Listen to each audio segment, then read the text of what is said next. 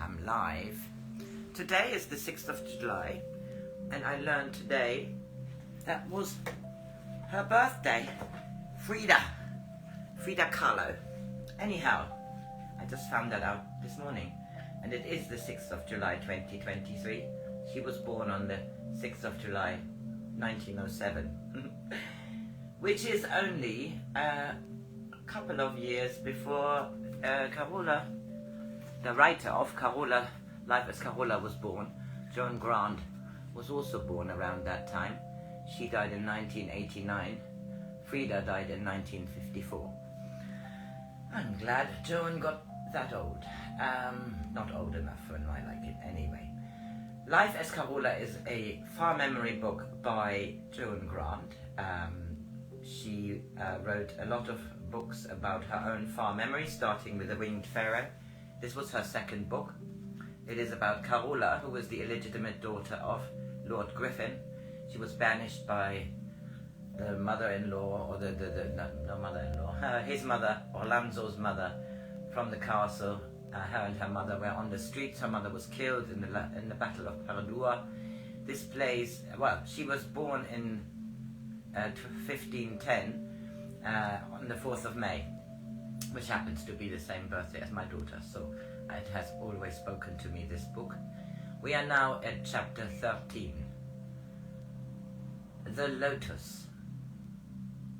I knew that hermits and many of the saints had lived as solitaries because when they were alone, they were nearer to God. I had asked for counsel and had not received it. Perhaps it had been given to me and I had not heard because the noise of the little things of earth was too loud in my ears. The time had come when I must seek knowledge and not wait for it. At the inn there was no quietness. There I could not achieve the stillness that was necessary if I were to receive wisdom. And some measure of wisdom I must have, for without it I was powerless to help Sophia. I told her she must have courage, for I was going away to search for a powerful talisman. I could not tell her the name of it was truth, with which to combat the dark forces that surrounded her. I put only bread and 2 water skins in the panniers and rode up into the hills. On the first day, I saw scattered farms and shepherds with their flocks. I passed them and rode on and on, until I came to a little valley amongst the peaks, where the mark of God's hand upon the mountain had not been blurred by man. There was pasture among the rocks and a pool of clear water, very deep and cold, in which I swam at dawn and at dusk. Only the eagles were nearer to the sky than I was, and the people, who lived far below in the valley, seemed as alien to me as a fish does to a bird. In the silence I could hear the voice of my spirit, and my soul grew in the quietness, as do the flowers of an alpine meadow when the snow melts. I saw a vision of the I that am I, and stood upon a great plain. Upon my right hand and upon my left hand was a line of people stretching to the horizon. They were in a single file, old women and girls and children, warriors and scribes and priests and husbandmen. Their faces were strange to me, yet there was a familiarity to my own. I knew the grain of the wood in the staff of that pilgrim, the temper of the sword in that young warrior's hand, the weight of the child in the arms of that woman, the joy of the girl dressed for a festival. Their skins were of different colors, for they had come from all over the earth, and some wore loincloths, and some were crowned.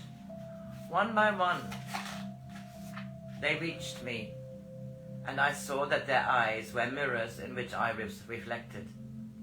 They were all the eyes who had been on earth. Upon my other hand, there were still many upon the path. I could not tell their faces, nor their clothes, nor their country, nor even whether they were men or women, for I had not yet been born into them to make them live. I knew that somewhere in this multitude was the I who knew what Carola longed to know. I saw a girl wearing a white tunic. Her hair was black and cut to shoulder length. In her hand she carried a blue lotus. its petals open. I stretched out my hand to take this flower she held out to me. I knew that if I possessed it, I should remember all this girl had known. Perhaps remember all that this vast company had known. The wisdom on her forehead would be on my forehead also. Her strength would be my strength. Her stillness, my stillness. Battery. Then a man who had been nearer to me than she was in this long procession stepped between us. He was tall, hawk-faced, wearing the headdress of a captain in Pharaoh's army, in the time when, though the temples of Egypt were the mightiest ever built by man, the light in them guttered on the altars and evil stood in the sanctuaries. I knew that he had been a warrior for the light. He showed me his sword. The blade was dark, as though it had been held in the smoke of a flame. I knew that he had fought for the light with a dark weapon. The sword was between me and the girl of the far older Egypt. I knew, I know not how I knew, that only when the blade between us was no longer tarnished could I receive the lotus from her hand, and that when I did receive it, she and I would again be one. The girl with the lotus and the warrior passed on together. Beyond them was a woman who spoke to me, saying, "You are not ready to receive the knowledge which you once possessed, nor shall you receive it until that which holds it from you has been undone. I am you, but since that time, and what I learned of you may know. When you wake, what I know will be part of Carola. You will not remember how you know it, but things that have been obscured from you will be made clear.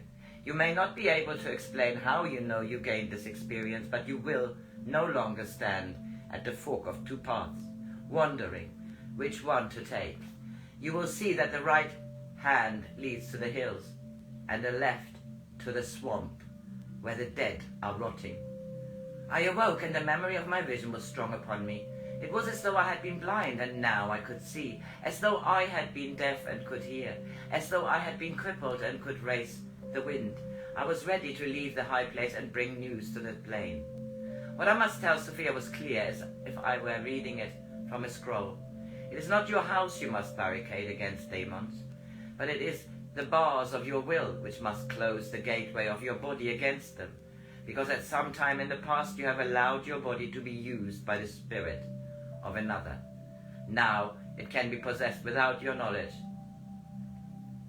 It is written in the laws of the gods, "To one spirit there shall be one flesh.